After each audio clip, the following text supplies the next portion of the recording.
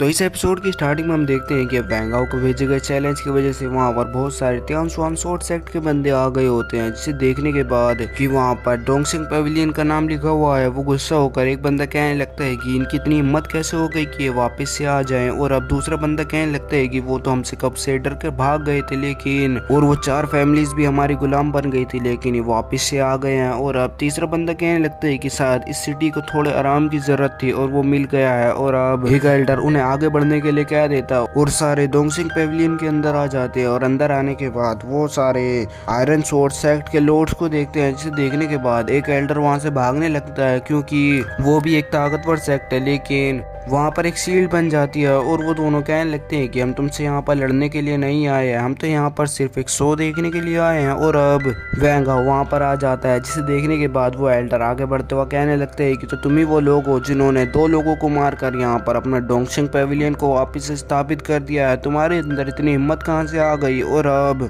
ये देखकर या उसकी बेइज्जती करने लग जाती है, जिसे देखने के बाद दूसरा एल्डर आगे आता है और वो कहने लगते हैं कि तुम्हारी जुबान बहुत चल रही है। और वो वैंगाओ से कहने लग जाता है कि वैंगाओ, हम तुम्हें यहाँ से जाने देंगे, बस एक शर्त है, तुम्हें अपनी लॉर्ड की ओनरशिप और अपना ये बैज हमें दे देना होगा। और अब ये देखकर वैंगाओ उससे कहने लगते हैं कि तुम अब भी नहीं समझे हो, और वो अपने टोकन को साइड में रखे हुए मैच स्टार्ट करने वाली बैल पर मारता है, जिसकी वजह से वो बैल भी टूट जाती है। और अब वो कहने लगते हैं कि एक टोकन के लिए एक जान हो गई और तुम मुझे मारकर ये टोकन यहाँ से तुम ले जा सकते हो। जिसे देखने के बाद एक बंदा आगे आता है और वो कहने लगता है कि चलो ठीक है, मैं भी अपने टोकन को यहाँ रख देता हूँ। और अब ये कहकर वो भी अपने टोकन को उस पर मारता है और अब मैच स्टार्ट हो जाता है और वैंगाओ सुसैन को आगे भेजता है और वो बंदा आगे आने लग जाता है। और अब आयरन स्वॉर्ड सेक्ट के लॉर्ड्स कहने लग जाते हैं ये बंदा अपनी 200 स्पिरिचुअल वीन को पार कर चुका है, क्योंकि अभी हमें सुसैन की सारी स्पिरिचुअल वीन को पता नहीं चला है कि इसकी स्पिरिचुअल वीन कितनी हो सकती है। और अब वैंगाओ को देखकर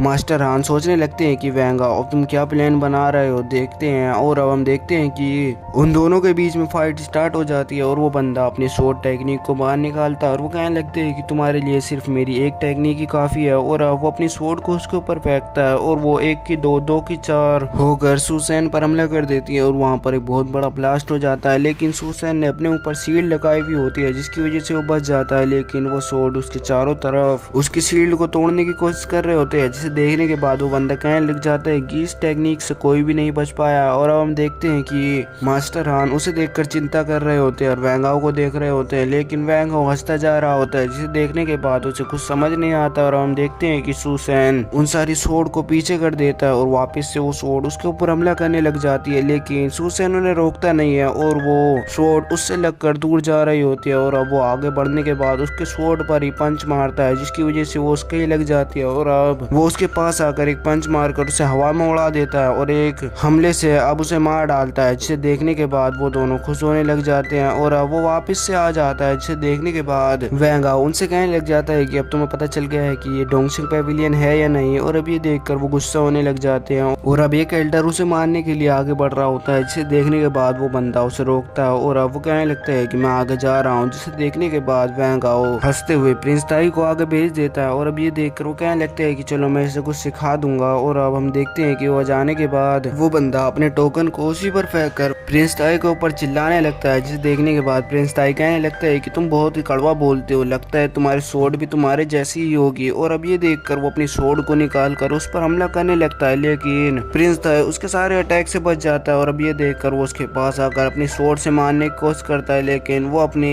वेपन से उसे आसानी से रोक देता है और वो कहने लगते हैं कि तुम्हारे अंदर ना ही पावर है ना ही स्पीड है, तुम बहुत ही कमजोर लग रहे हो। और अब ये देखकर वो अपने क्लोन बनाकर उस पर हमला करने लगता है, जिसे देखने के बाद वो वहां से भागने लगता है और उससे बार बार बच रहा होता है, जिसे देखने के बाद वो एल्डर उस पर हंसने लगते हैं। और अब वैंगाओ को थोड़ा अजीब लग रहा होता है और वो उससे सीरियस होने के लिए कह देता है, जिसे देखने के बाद अब वो सीरियस हो जाता है। और अब ये देखकर वो बंदा कहने लगता है कि क्या तुम मुझे अपने आप से डरा रहे हो। और अब वो वहाँ पर एक फॉर्मेशन बना देता है, जिसकी वजह से वो वहीं पर ही रुक जाता है और अब वो आगे बढ़ नहीं पा रहा होता, नीचे गिर जाता है, ये देखकर प्रिंस था उसके पास आता है और वो कहने लगता है कि तुम्हें अभी भी समझ नहीं आया, मैं शुरुआत से ही तुम्हारे ऊपर एक फॉर्मेशन कर रहा था और उसमें तुम फंसते जा रहे थे। और अब ये देखकर वो हैरान होता है कि तभी प्रिंस था उस पर एक और हमला कर देता है, जिसकी वजह से वो पीछे जाकर उस सीट से लगता है और वो भी मारा जाता है। और अब ये देखने के बाद वो दोनों बहुत ही हैरानी से उसे देखने लगते हैं और वो कहने लगते हैं कि ये तो बहुत ही अच्छी स्ट्रेटेजी बना सकता है। और अब हम देखते हैं कि वो सारे उससे गुस्सा हो रहे होते हैं और अभी केल्डर उसे देखकर कहने लग जाता है कि तो ये सच है, तुम डोंगसिंग पेविलियन का हिस्सा हो। और अब ये देखकर वैंग हाओ कहने लगता है कि तुम्हें अब समझ आया है, मैं डोंगसिंग पेविलियन का हिस्सा हूँ, लेकिन